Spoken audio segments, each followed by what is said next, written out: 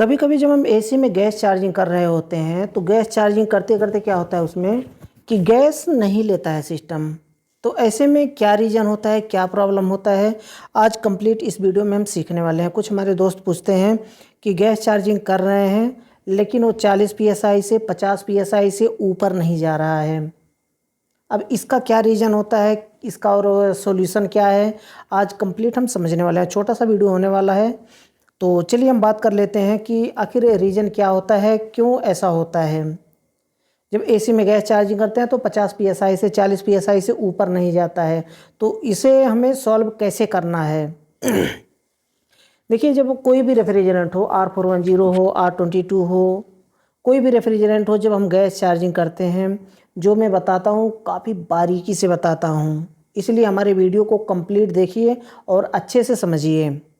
तो जब हम गैस चार्जिंग कर रहे होते हैं तो वहाँ पर क्या होता है कि प्रेशर आगे नहीं बढ़ता है। तो इसका मतलब है, तो हमें वहाँ पर क्या, कुछ लोग ऐसे होते हैं, मैं भी कभी एक दो बार मैं ट्राई किया हूँ, इसके ऊपर एक्सपेरिमेंट किया हूँ कि देखते हैं होता क्या है। तो वहाँ पर जब गैस नहीं लेता है तो वहाँ पर हम धक्का मार के गैस डाल देते हैं। कुछ लोग ऐसा कर देते हैं, लेकिन ये तरीका गलत है, नहीं करना चाहिए। अगर सिस्टम बिल्कुल परफेक्ट है, बिल्कुल एकदम क्लीन है सिस्टम, मतलब वैक्यूम हुआ पड़ा है, कहीं भी चोकिंग नहीं है, तो गैस हम सिलेंडर उल्टा करके सीधा करके R22 जो है सीधा करके उल्टा करके डालते हैं, R410 उल्टा करके डालते हैं।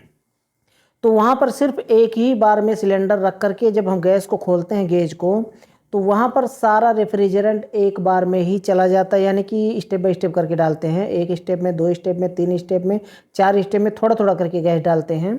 ऐसा नहीं कि एक बार खोल दिए पूरा गैस जा रहा है जा रहा है जा रहा है जा रहा है जा रहा है, उसके बाद एक बार ही बंद कर देते हैं, नहीं, थोड़ा थोड़ा करके गैस डालते हैं।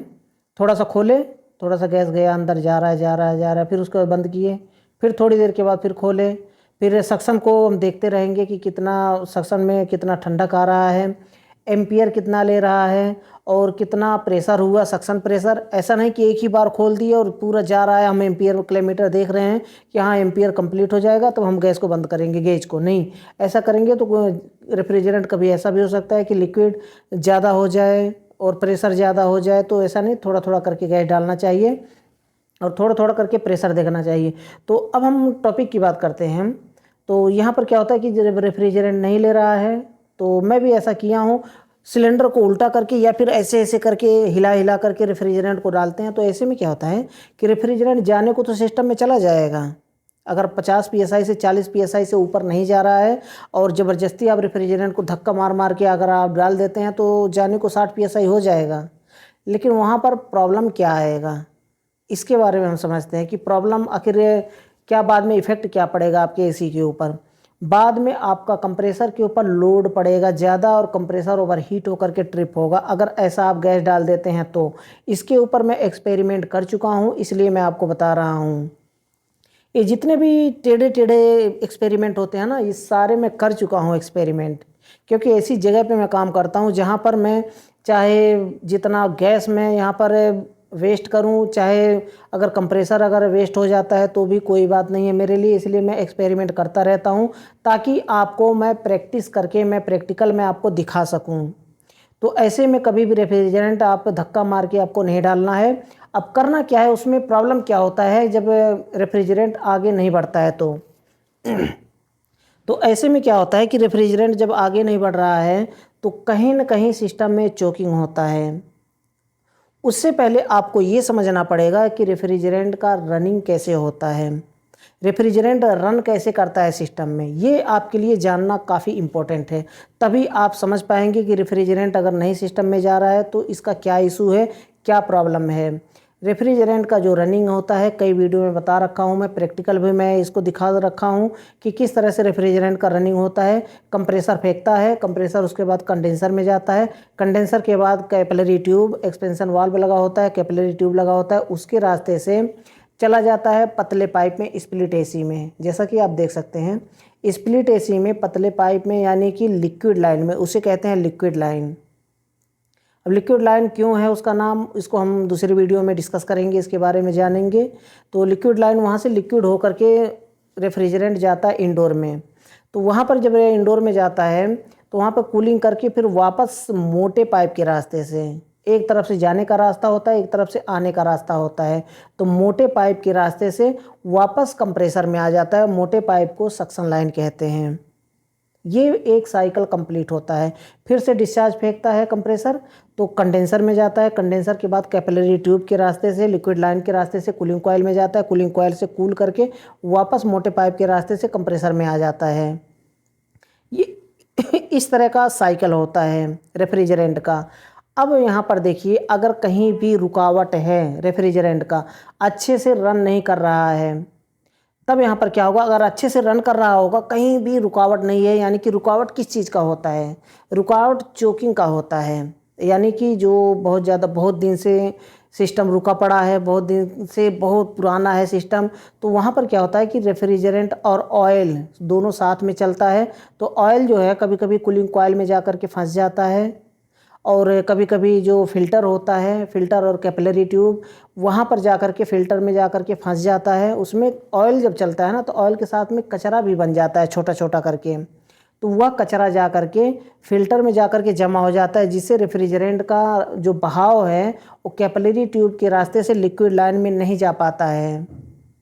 इसके वजह से क्या होता है कि जब लिक्विड लाइन में नहीं जा पाएगा, यानी कि रेफ्रिजरेंट रुक रहा है, अब होता क्या है कि कैपिलरी ट्यूब लगा होता है, वहाँ से स्प्रे करके रेफ्रिजरेंट आगे बढ़ता है, कूलिंग कॉइल के रास्ते से वापस आ जाता है। तो ये साइकिल जब सही से चल रहा होता है, तो वहाँ पर क्या होगा कि रेफ्रिजरेंट कहीं नहीं रुकेगा, कहीं भी चोकिंग नहीं होगा। तो जब हम उस समय गैस चार्जिंग करेंगे, इसलिए मैं कई बार बताया हूँ कि जब भी आप रेफ्रिजरेंट चार्ज कर रहे हैं, तो वहाँ पर क्या होता है कि रेफ्रिजरेंट चार्ज करने से पहले सिस्टम को अच्छे से फ्लश कर लें।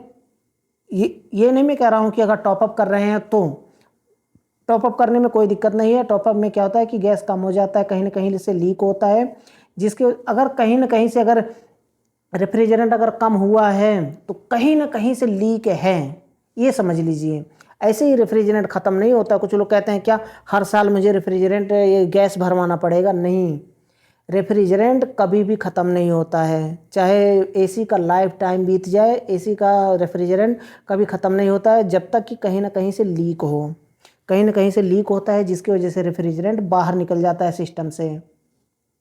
तो जब हम गैस चार्जिंग करते हैं उस समय जब हमारा सिस्टम बिल्कुल क्लीन होता है, इसलिए मैं बताया हूँ कि कभी भी गैस चार्जिंग कर रहे हो, कम्प्लीटली गैस चार्जिंग, तो वहाँ पर सिस्टम को अच्छे से पहले फ्लश करना चाहिए। फ्लश करके उसे अच्छे से वैक्यूम करें। वैक्यूम करने के बाद अब इससे क्या होता है कि फ्लश करेंगे तो जितना भी ऑयल कचरा होगा उसमें सब बाहर निकल जाएगा। और उसके साथ में कई बार मैं बताया हूँ कि जब सिस्टम फ्लश कर रहे हो, चोकिंग का प्रॉब्लम है पहले से, तो उसमें फ़िल्टर और कैपिलरी को रिप्लेस कर देना चाहिए, बदल देना चाहिए। अगर आप प्रोफेशनली काम करना चाहते हैं तो बिल्कुल आपको जो है कैपिलरी और फ़िल्टर आपको चेंज कर देना चाहिए जब आप गैस चार्जिंग कर रहे हैं। तो वहाँ पर क्या होगा कि बिल्कुल क्लीन रहेगा सिस्टम। तो फ्लश कर देंगे, इंडोर में जितना अगर ऑयलिंग होगा, आउटडोर में कंडेंसर में जितना ऑयलिंग होगा, सब बाहर निकल जाएगा। जब हम फाइनली वैक्यूम करेंगे तो वैक्यूम के साथ में जो थोड़ा मोड़ा कहीं कहीं रह जाएगा मॉइस्चर और कचरा, वो सब वैक्यूम के रास्ते से निकल जाएगा बाहर। जब वैक्यूम के रास्ते से बाहर निकल जाता है, उसके बाद जब हम गैस चार्जिंग करते हैं तो बिल्कुल परफेक्ट, एकदम कहीं भी रुकावट नहीं होता है। कहीं भी सिलेंडर को एक जगह पे रखेंगे, कुछ भी हिलाने डुलाने की ज़रूरत नहीं है। ऐसा नहीं है कि 40 का प्रेशर गया उसके बाद तो रेफ्रिजरेंट नहीं ले रहा है सिस्टम, ऐसा नहीं होगा। तब बिल्कुल परफेक्ट 60-65 PSI चला जाएगा। R22 की बात कर रहा हूँ। R410 है तो 140 PSI 150 PSI तक आसानी से चला जाएगा बिना धक्का मारे।